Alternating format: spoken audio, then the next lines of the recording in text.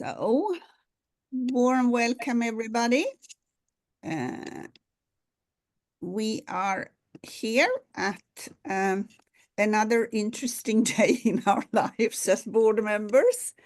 And we welcome everybody. Did we get at least the ones who were standing in queue? Yeah. So warm welcome everybody. My name is Lisa. I work as chair at Board's Impact Forum. I'm also a board member of the Climate Governance Initiative together with World Economic Forum. And I'm also a chair and a NED at both listed and private companies. And we have some very interesting discussions that we are going to have today, on top of some interesting events that happened yesterday, that for all of us that have been trying to get ourselves and our companies to do some scenarios, it wasn't totally unexpected that these things would happen. So today we are going to talk about the board's role, which is even more interesting today, the materiality, how we actually look at risk and opportunities, and the strategic integration. And that's on the topic. So the agenda will be that we will first have Emily, and I'll introduce her shortly, to talk about the view actually out of a book that has just been released, where she has contributed a chapter about boards, which is called World's Profit. And then we will listen to the board perspectives and experiences of the chair and NED, Magdalena Gerger. After that, it's your turn. You will talk a bit about what your perspectives are, and we will kind of preempt that with a poll. We will then come back, have some comments. Some of you that is joining now is also part of the board program that we're running, and we will end for most people then at 5:30 CET, and then we'll continue with the last half hour for the ones that's in the board program and do a little deep dive. So you are muted, most of you. We have a chat box because we want this to be a dialogue. And I'd like to introduce Melissa and Tatiana from Board's Impact Forum. They will help with the chat and highlight us also on questions, etc. We want you to have a bit of focus not to market. Some of you might have double roles, but we'll keep that out of this for the while. If you have technical issues, email the info at Board's Impact Forum, and we will be creative and see what we can do. So we're part of the Board's Impact Forum, the Climate Governance Initiative. That is something that is run by Emily. We are in 73 countries, and we have more than 100,000 members now, all board participants, which is fantastic. The Nordic chapter runs our collaboration together with a number of board networks in the Nordic, and we are partnering with them. We're covering the 5 Nordic countries, so we're reaching about 10,000 board directors. In addition, as many of you are international board directors, which is about 30%. We are actually finding a way to be really smart, and that is to influence via influencers. So we have a fantastic strategic advisory board. They in themselves sit on 5 to 8 boards. So basically just through them, we're impacting a number of boards. We run events, and you will soon see how that works and engage with. We have these board programs where you can be certified, which we know is a real differentiator in a lot of situations. And that also impacts a lot of boards. We then have newsletters and intelligence guides and blog posts that is reaching many of you. And we are also looking for partners and supporters. So if you have any hints and tips or want to contribute, let us know.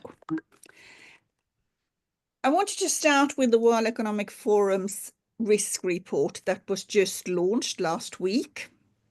And the risk report highlights, as you can see, a variety of colors, all of the challenges that we have at hand.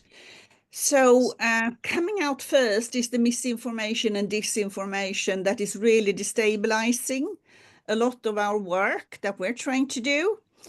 We have the extreme weather events. As many of you know, recently the fires in California. We have state-based armed conflicts, hopefully going in slightly more the right direction, we'll see. And we also have social polarization. But long term, there is no question that it's going to be a lot of the environmental areas that in themselves drive a lot of the challenges that we have in the other areas. So we will have to find, as board members, a balance on what we prioritize and focus on. I also wanted to mention that Davos hosts the meeting of a lot of the global leaders this year, and they have tried to look at the themes aligned with the challenges.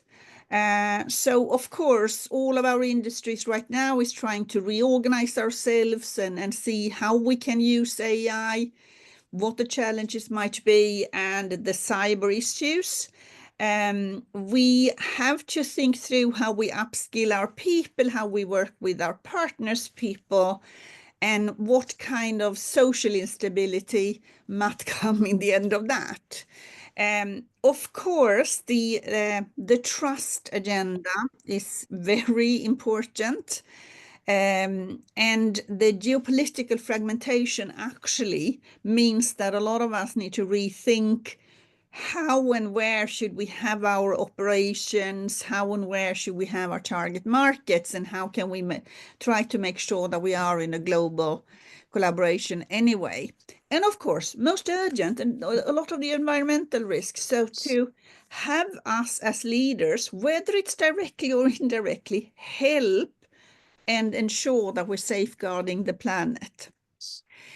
Why is this important? This is actually from our board sustainability engagement survey, and it's a bit of a challenge, as you can see.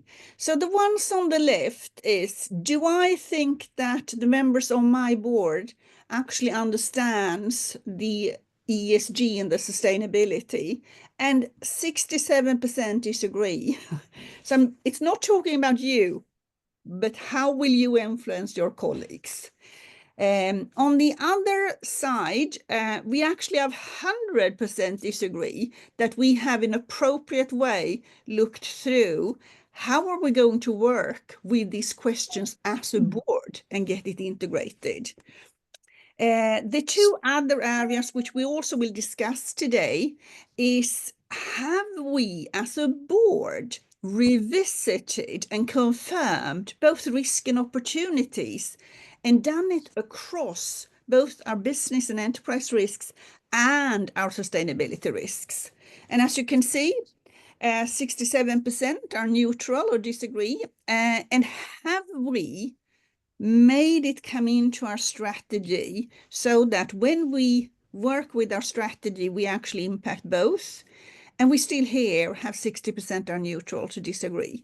So even we, very ambitious, all on this call, will have to find ways to continue to ride this topic. Now, we're basing everything that we are working with, that we're working with in the climate governance initiative, and also ourselves on 8 climate governance principles that was originally developed partly by Emily, that you will talk to very soon,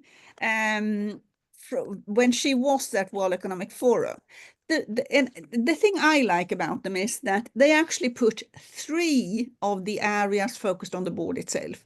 Because if we don't look at ourselves and how we can change and be better, it's very hard for us to drive and be impactful into the companies. So the first one is on the board's role. The second one is around materiality assessment and strategic integration. The 6 and 7 is around how do we motivate everybody to get this to be done, and how do we report and disclose, and how do we work with our stakeholders. Today, we will have a focus on the 5 first ones. I'm so delighted that we will now have Emily Farnworth joining us. So Emily is the director of the Climate Governance Initiative, so actually helping and supporting board directors across the world. She has just been contributing to a new book that we will share the link with shortly, that is actually freely available, which talks about for the world's profit, which I think is very pertinent right now when we're sitting where we are. So she previously worked with the similar questions on the World Economic Forum. She also sits on a number of boards and of course, has a fantastic background. Warm welcome to us, Emily. Thank you so much, Liselott, and it's a delight to be here. So thank you so much for inviting me to join you today.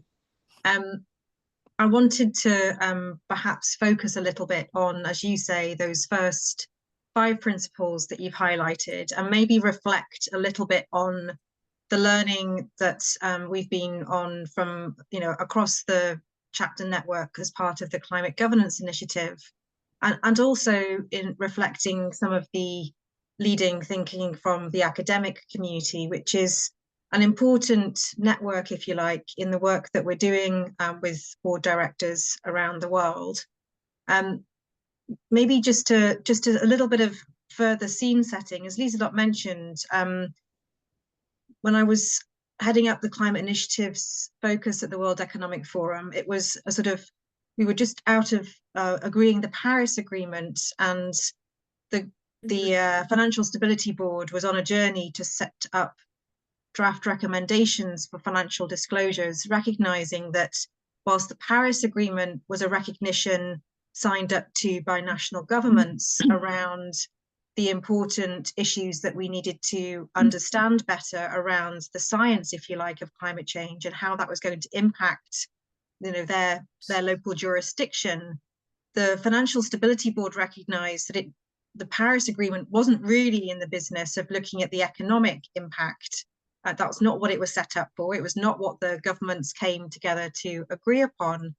And therefore, there was a need for there to be a better understanding of what that financial implication, both of the climate challenge itself, but also in being able to implement the Paris Agreement in the context of a corporation, particularly where you have an international corporation. And so the start of the focus really for the initial principles that the World Economic Forum developed in engaging with board directors around the world. So we had input from, if you like, those individuals who were actually living and breathing what it was that boards needed in this regard, which is very, very different from the needs of a CEO or a CFO, for example, and also very, very different from the role that a CSO would be providing for an organization. So the development of the principles had in mind what specific guidance could be given specifically to the independent board directors, or the board directors who needed to drive the conversations in the boardroom, recognizing all the different challenging issues that were being faced by an organization, but needing to really hone in on both the financial risks and opportunities of climate change, in addition to this broader responsibility of directors in the context of long-term value creation. So in terms of the initial step in developing these principles and recognizing that there were board directors around the world who were really keen to understand how they could play a role in bringing these to their boards, we have obviously this incredible network that you're all engaged in to understand what this means. But it was interesting to me, particularly when we started to engage with some of the academic community, that this notion and this argument that still seems to be a tension around, which is corporate boards only need to be focused on profit making versus corporate boards need to be focused on all value creation for all stakeholders, not just shareholders. And it was incredible when we started to dive into some of the legal structures in company law around this. And we have a very useful resource that we work closely with the Climate Commonwealth Law Initiative at Oxford University to develop this set of disclosure and directors' duties, if you like. There's a whole range of regulation which does not restrict board directors only to be thinking about profit. Is actually the context of climate change means that this is becoming a really critical issue for boardrooms around the world. And therefore, in the context, the changing context of the world that we're living in, the regulation's not changing, but the role of boards is changing because of this increasing risk, but also opportunity that we see in the context of delivering on the sustainability goals, the Paris Agreement, and all of these other aspects. And so in the process of really understanding that board role, if you like, the first three principles that we're looking at today, it was important to understand that it's the changing global context that the board directors need to be aware of, understanding kind of the science, understanding the different stakeholder positions, understanding the increasing regulation beyond just the basics of company law, in order to understand what the particular issues are for that business that they're sitting on, the board of the business they're sitting on.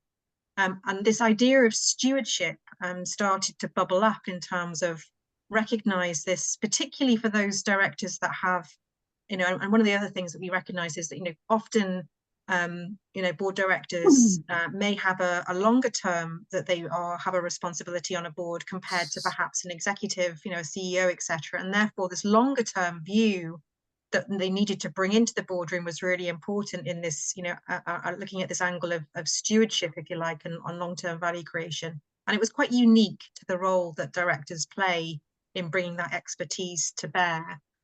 I think the second piece of the jigsaw is also that sense of sort of strategic integration. And we know, from the surveys that we have from other chapters, from the surveys that we do ourselves internationally, that many boards are really challenged by this, the kind of the ability to integrate strategically the kind of the risks and opportunities that the organization faces, with the mechanics of committing to investment, to changing practices, to rethinking products and services, to transformation of some businesses in some cases where that's required, rather than simply incremental improvements and possibly just a transitional approach. And so the role of board directors around this strategic integration of sustainability issues in a way that makes sense for the boards. I think what's also important with all of this is to recognize that profit-making organizations have an important job to do in profit-making, and there are other jobs for governments and civil society to do in the context of all of this work. And so it is important to remember that, that role that the corporate boards have, but at the same time to recognize that this integration is not easy. It's going to require strong leaders. It's going to require some bravery. It's going to require this long-term vision that sometimes is perhaps going to feel a little bit at odds with, what the latest social media blog posts, sort of even some of the kind of political leaders that we have. It may go against the grain of some of these short-term views that we're seeing, but for directors to truly look at, what does their company look like in 5, 10, 50 or 100 years, and keeping that kind of perspective in the context of the decision making to allow that transition or transformation depending on which sectors and which jurisdictions organizations are in is really important. And I know you've got lots to cover in the meeting today, so I probably will stop there. But if there's a possibility, and if there are the questions while I'm still online, then I'm happy to take them. But hopefully, Lisa, that's given a flavour. And I don't know if there's anything else you wanted me to pick up on. No, maybe just why did you write the book? Why did the book come about? So the book came about, I mean, there's a combination, I suppose, of a lot of different academics who've been working in this space for some time. And this is probably an important thing to mention about the book. There was an intent from Brookings Institute that were the, which were sort of the organization putting this book together, the recognition both of, in the academic community, needing to pull together the multidisciplinary aspects of the academic work that's being done across economic scholars and sustainability scholars, etc., but also pulling from practitioners in the, in the business world, in the non-profit world, in the government world, so that there's both a blending of multidisciplinary academic thinking, but also a blending of, if you like, stakeholder contributions to kind of the work of the book. It was we were sort of because of the work we've been doing through the Climate Governance Initiative, we were recognized as one of the organizations that were leading on understanding this topic. And so bringing our understanding around this changing landscape for board directors was really important. And for those of you that have a chance to download it and to kind of flick through it, you'll see some really interesting insights from a very broad cross-cutting group of individuals. So it really kind of stemmed from conversations that we've been having with some of the individuals who are part of this process and who have been watching, if you like, the evolving work that this network has been doing, and wanted to get our perspectives into this particular publication. And maybe we should just mention, because everybody has been in meetings today and they have seen communication today about the happening yesterday. And we just talked before, and I know Magdalena will come back to it as well. It's very easy to kind of lose faith right now. What is your perspective on that, Emily? It's super interesting because I actually hadn't been at the World Economic Forum very long, and I was in Marrakesh at the COP in Marrakesh the first time that Trump was elected US president. And the feeling kind of being in that climate community, if you like, and hearing that news was really interesting. The US had been doing an incredible amount of work, particularly on the security issues, actually, of climate risks in the context of the US, and recognizing both the human impact of climate change in the US, as well as some of the economic challenges that they have. We're going to be reading lots, I'm sure, about the cost from an insurance perspective on the situation in California. And I think there was a sense there, both, it was a sort of combined sense of, concern, because there was a recognition that what was going to happen is the US would be pulling out of the Paris Agreement, as we've seen happening now, but also a recognition that in the context of the US, at a state level, there's a lot of power, if you like, that states have in continuing to drive their commitments around this topic. A recognition that a lot of the corporate world who'd already made commitments around these topics and were working internationally, had suppliers and customers internationally, were going to continue. They weren't necessarily going to suddenly do a U-turn. So I think this time around, obviously, there's a little bit of experience about what went well and what didn't go so well. There's I think, on a, if I was looking again at the sort of downsides and upsides, I think the downsides continue to be that sort of leadership, if you like, from the US on this topic is going to be a little bit vacant for a little bit of time. And we'll have to rely on different kinds of political leaders in the US context to support that kind of political drive. But on the flip side, I think if you look at some of the organizations that the administration has been teaming up with around the clean technology sectors, and the opportunity for building on the regulations in the US that we've seen to support the growth of the low carbon economy. If you consider that the business community is going to continue to have to face the realities of these opportunities and risks across the board, I think there's still a lot of momentum in the system that we can leverage. And I think probably in our network, one of the questions we'll be asking is, what kind of almost moral and sort of, peer support do we need to give to directors in this US context? And what can the international boards, the boards where the US is an important market or supply center, if you like, how can we make sure that we're shoring up this conversation across those networks to make sure there's a resilience personally but also from a corporate perspective in the way that we want to see this direction of travel moving. Right. And also in addition to that, politically, they weren't in lead last couple of years either, right? So actually what happened last time was that the businesses actually stepped up. So it's going to be very interesting for us to see, and as you're saying, how can we collaborate and support? And many of us are sitting on boards with business in US. So how can we make sure that the diversity issue, for instance, is still there and the environmental issue? So you're absolutely right. Do we have any questions that somebody wants to put before we let you go? Okay, then I think we will let you go. We thank you so much for your contribution, and the board members here, I'm sure they'd like to link up with you on LinkedIn, so I think they can go find you there. I hope that's okay, Emily. Perfect. Thank you so Yeah. much, everyone. I look forward to carrying on the conversation. Lieselot, take care. Thank you. Thank you so much. Bye bye. So we will continue with our next presentation, which is going to be Magdalena. So Magdalena has a very interesting background.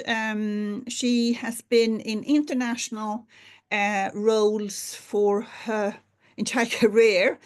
She's been a president and CEO.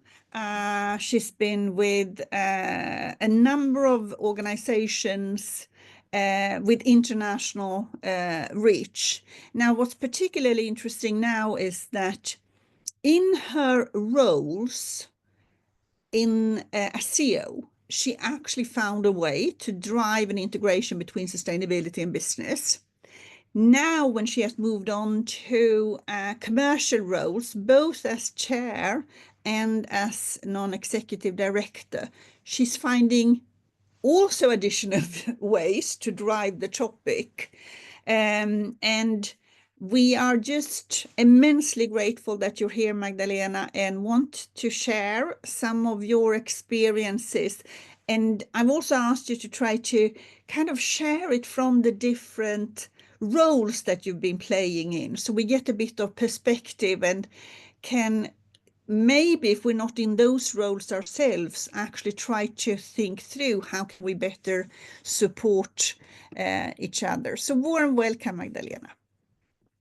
Thank you ever so much. I'm delighted to be here and sharing my perspective, and I'm looking forward to perhaps also some conversations amongst us all on the same topics. And thanks for the kind introduction. Great. So I'll just use a few minutes here, and I'm also hoping for questions. So if we go to the next slide.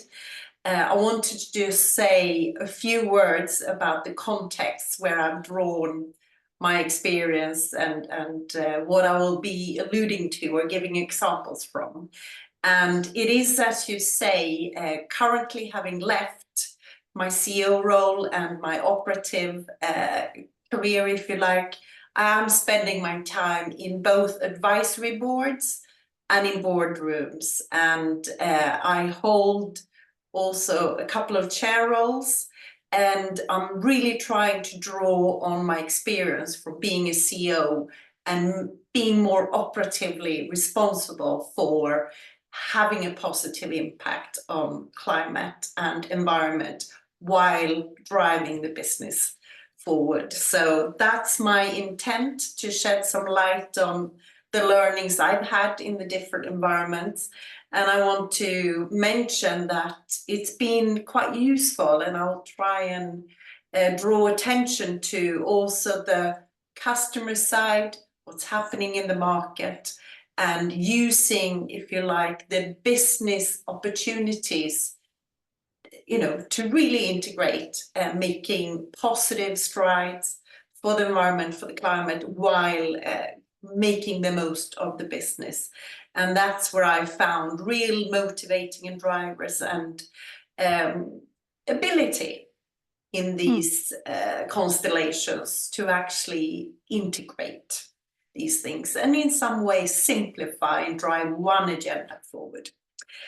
So let's click to the next and start with the CEO role, as you kindly asked me to sort of say, share Magdalena's perspective from a couple of different roles. So I'll kick off in the CEO role. And the first thing I'd like to say, it's not a must, but I really have found some strength and drive for organizations and constellations if they even start this journey by defining a positive impact for society. So beyond the customer, beyond the profit. I'm obviously alluding to purpose, and I'm alluding to a quadruple P way of working, a holistic balance scorecard. In this case, in the company where I was the CEO, it was a company that was actually worldwide driver of, or actually number one in terms of purchasing and sourcing wine. So incredibly global in a way. And not without challenges when it comes to actually having a positive impact on environment and climate and trying to make a difference there, but also on people. If you can imagine the farms in South Africa and Chile and so on, very far away from Sweden, and impacting the way they go about things. So a couple of points from there. First, I mentioned if there's a way of starting very strategically and long term in having a purpose that gives meaning and sets a direction for the impact and the progress also when it comes to planet, people, climate, environment. It's a great way to start if you possibly can. Carving out a strategic role, and in this case I find it quite common these days that owners, founders, owners, boards really have an agenda. They expect something very specific, and not uncommonly, it was certainly the case here for me. The owners, the board, everybody around me in the CEO role expected me and us to take a leading position, to actually strive to become a role model for the industry, in our case, quite worldwide, but also very much in Sweden. So specifically, this was a state-owned company, and the state-owned governance said, our state-owned companies need to act as role models and set about a very forward-leaning climate progress, environmental progress, also progress on the social side. And the board used that to say to me, you need to have an external extrovert communicating and also being very transparent about the goals and the impact, and also about how you're going about this. So I've included a couple of pictures here to say what, with such a specific goal, not only did the goals and the strategy become discussed internally, I was also, together with my team, actually out in the world. Here are some pictures from Italy, from Chile, where communication happened and also a leadership for progressing and discussing progress with people on the ground out there. So a big internal job, a job in the market to communicate and drive things forward with the customers. I didn't pick a picture from that, but a lot of it involved also making consumers move one hand from a less sustainable packaging to another one, or buy products sourced from this country. So I'll round that part off, but I think there was very much clarity from owners that instigated putting this at the top of the board agenda, and in turn translated to me, who was then able to involve all my stakeholders and put myself increasingly over time into a leadership kind of position, and it was an aspirational one, which was helpful. The next perspective I just wanted to say a few words about. I often, with CEOs, other CEOs, discuss how do you take climate goals? How do you actually take environmental goals and social goals and make them come alive and become a day-to-day work of everyone in the organization? How do you involve people and bring this to life? And I would say that I learned tremendous amounts from working in the CEO role. And I came to the conclusion that it was in the end as easy for us, as natural for us to set climate aspirations and changes in the environment, positively so, and break them down into goals, measure them, and have each and one of our 6,000 employees take responsibility for it. I'll come back to this, but I just wanted to say delegating and balance steering and scorecards actually can be a huge helpful driver here. We're going to the next perspective. Right, so as we said, these days I'm working mainly in commercial boards, and I'm chairing a couple. So again, I'll return to a couple of perspectives that I mentioned. It's not a coincidence, of course, being me, that I'm drawn to companies where the owners are really clear on having a positive impact and driving their companies to lead the way here when it comes to climate action and sustainability. So in the first case, I'm chairing a company called Colart. I just included a picture of the latest impact report. In that case, if you're interested, you can look at Lindengruppen, who 100% owns this world-leading company Colart in arts material and paint. There it's very specific. They even developed their own model, a value creation model, which includes social, environmental, climate impact, all in one, which they monetize together. It's early days, but it's incredibly progressive and quite demanding on all of us. And the other company that I'm chairing, NEFAB, is a business-to-business packaging, specialty packaging worldwide, with logistic solutions, quite engineered products for highly spec'd and quite expensive goods. And it's also an area, you know, transport logistics, very strenuous, if you like, for climate and environment. So we think there is a huge job to be done. And therefore, NEFAB, owned by FAM, the Wallenbergs, and the founder company, have set out this purpose of saving resources in supply chains worldwide for a better tomorrow. It's the whole purpose and it's the whole strategy. And these days, it's something that I very much own.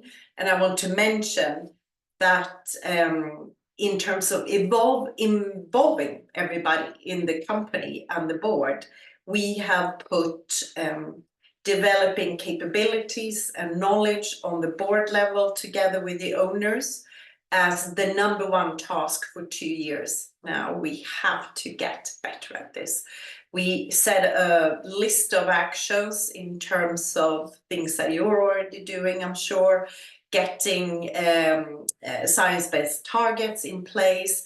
But importantly, we've done a climate fresk action where we on the board stood in the front. We did it for 2 full days, education and workshopping. And now everybody in the business, thousands of employees worldwide, have done this. And the result has also been several actions and ideas that we can globally make happen to make progress, but also everyone's been given budgets to make happen in their markets and for their customers. The strategic role here cannot be underestimated. And one of my learnings here has been that this integration, ensuring that we don't end up with 2 risk analysis, 2 annual reports, 2 sets of strategies, you know what I'm on to, but rather make sure that we integrate and make this come alive, and doing so in such a way that we're not overcomplicating things, and we can be involved, we can have the holistic view and yet understand all these data and the progress we're making. It's hard to describe how complex I find that is in this environment, but I'm happy to say both the companies where I'm chairing and the other 3 where I'm a net, we're very committed. We will make it happen. And there is an unusual open dialogue between management, owners, and the board, which really helps us, I think. We call a spade, and we know when we're not fully accomplishing what we want here. So that's what I wanted to underline here. I would like to say that, again, having a purpose and this owner steering, guiding, illuminates the whole process and makes it go faster, I think.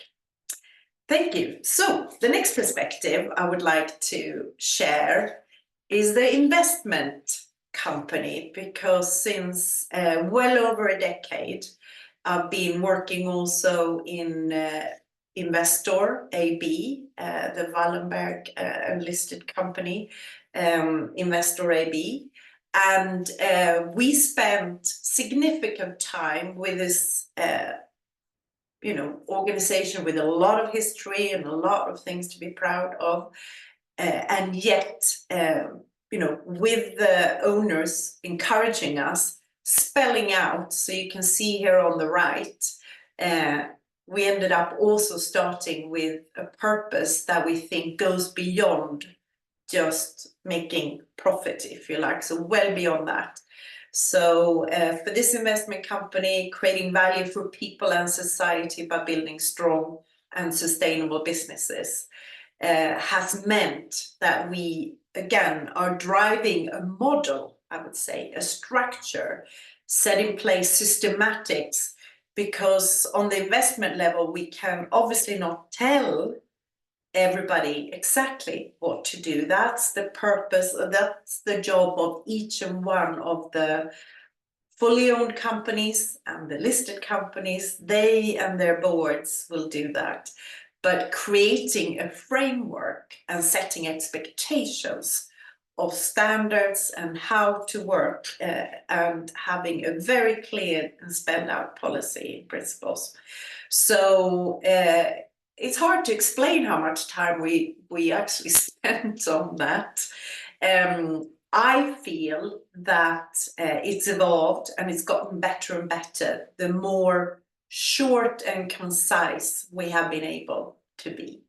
And the more, if you like, practical and, again, short and concise we are in the steering and in the model. So after many years of working on this, we now have a model that we can see are securing steps forward from each of the run of the companies. Of course, we have some front runners. Of course, someone is lagging behind. And therefore, the role we take on is to make sure that we're making it easy and that we have a collective of companies all the time taking steps. So not seldom is it our job to find the role models, find the great examples of steps that are really giving impact. And then we also go on field trips. We really learn from that. then we spread the word. So we make ourselves the ambassadors. And I think you've heard me say many times, but ensuring that we know our stuff and we understand, that we also get close to the company and the ground where things happen, but also stepping back and getting direction ourselves from the model and the structure and the policy and the principles we set. That's the way we go about it. I would say when it comes to board structure, both in my commercial roles and in this, there are some different models that I've been able to test and also see others test and work with. It's a combination I've seen. Some really delegate to a special committee. They may have some specialists there, and some want to take everyone, really push everyone to be at the forefront. And I go from backwards and forwards. For now, I actually think the combination of having a committee that feels strongly committed and put even more time in together with management in creating, for example, the first CSRD report and doing the materiality work and ensuring the quality in all this work is helpful. But to leave the rest of the board behind is simply not an option for me. So also in Investor, I would say we spent about 10 to 12 extra hours on average the last few years in developing our knowledge. And we're sending ourselves to courses and so on to deep dive. We're getting help from really excellent people and yourselves in this structure. Thank you. We go to the next and then I'll wrap up.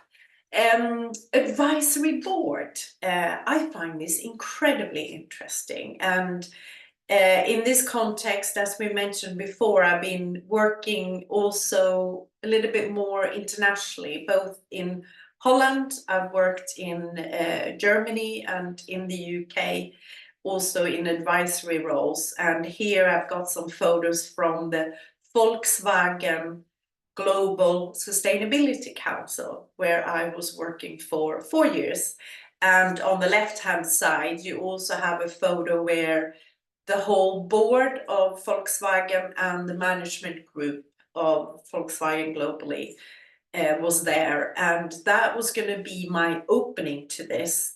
When it comes to advisory boards, I think it's a little bit different because the companies obviously design the advisory board and the governance role they want to give them, and in this case us, very specifically. And in this case, I think it's super relevant because Volkswagen, post the Dieselgate and the terrible crisis they got themselves into, first had monitors put in by, obviously the US,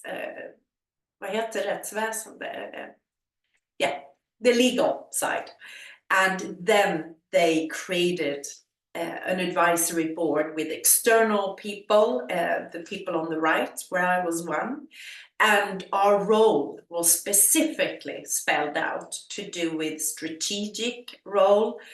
So during this time, we co-created the carbon zero strategy that is now being put in place. And the specific thing I wanted to lift here is it becomes quite operational sometimes. And it is in that case, obviously, because the company itself would like someone to get from outside in more operational, help them drive and find ways of making progress and holding it a bit to the side, even though we collaborated with management. They asked us to drive this very progressively and hands-on. Even more, I would say, relies on the communication and the good relations you're able to build here. So it really stretched us a lot to hold that strategic role and get, you know, being able to drive these very close to heart questions for this very large company in a progressive way. Not always easy, not 100% successful, but very interesting.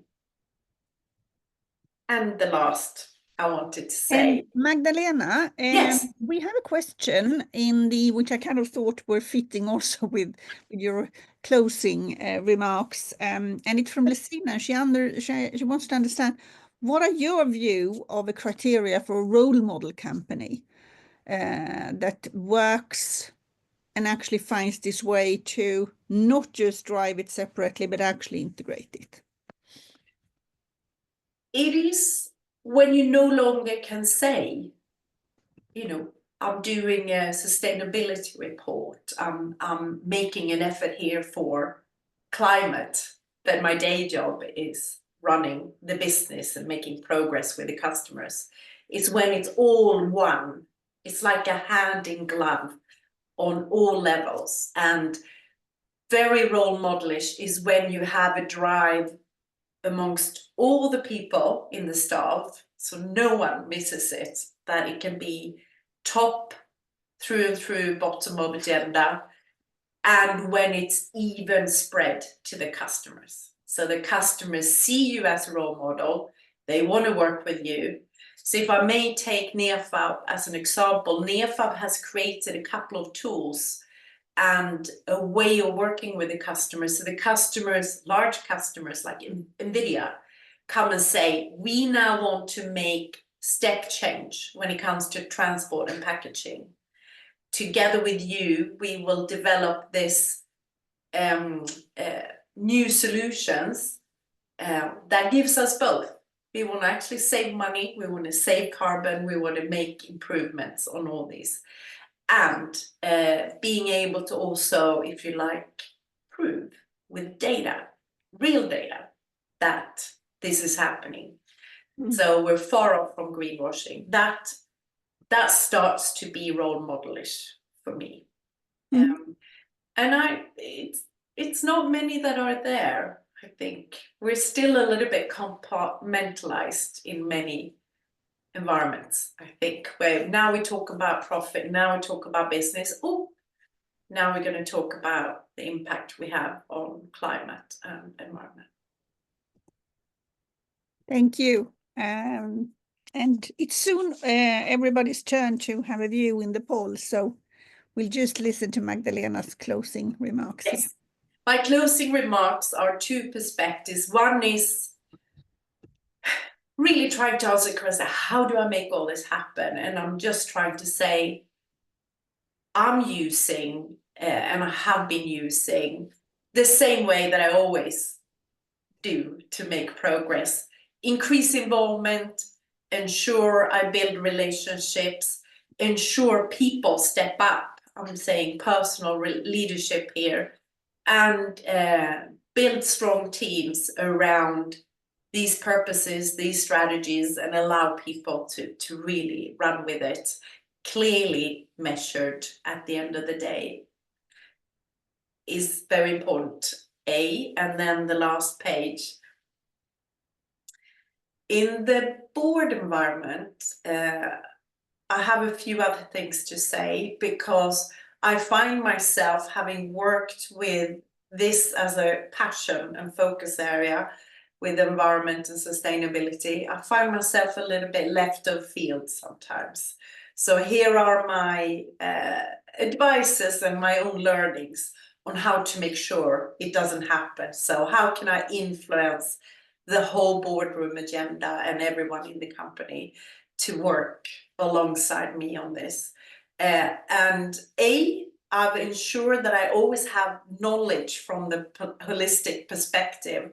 In no way do I want to belittle the importance of economics or customers or anything else. It's equally important. So I work with knowledge and perspective to place climate, environment, sustainability right in the middle of it. And I work out almost my own philosophy on how it hangs together and how it pieces together. So I can use that when I approach this.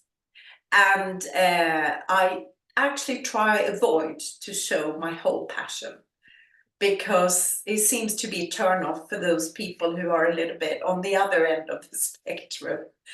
And using my personal skills, I ensure that I can have initiative and drive while also listen and take in the rest. So dialogue, personal leadership, your normal people skills are very helpful here. Thank you. Those were my perspectives. Thank you so much, Magdalena, and thank you for sharing that generously. And I thought your last remark was really interesting. I mean, if you're too passionate, it can also fight people off. So it goes a bit to what we're going to talk about now. Yes. And we are going to have you fill in a little poll. So I have now launched the poll, and the first question is, our board ensures the integration of the sustainability, really material risks in the overall company risk map, and we actually engage in that so it becomes integrated. And the second one is, our board actively follow our company's key initiatives, integrating actually both sustainability and AI. So we'd love to hear your perspectives on where you are on this. And then we will go over and have a discussion in breakout rooms very shortly. Okay, so we'll wait 15 seconds more for your votes, and then we will show the results.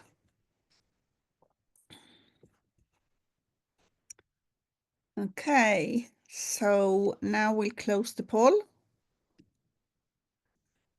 And here comes the result. So the first one is, do we actually integrate between sustainability and the overall risk and opportunity? Do we do that? And can you see the result here, Magdalena? Yes, I can. I Yeah. can. It's interesting. Not a single one on fully agree. Yeah. And I suspected that would be it. And then it's like a third, which is...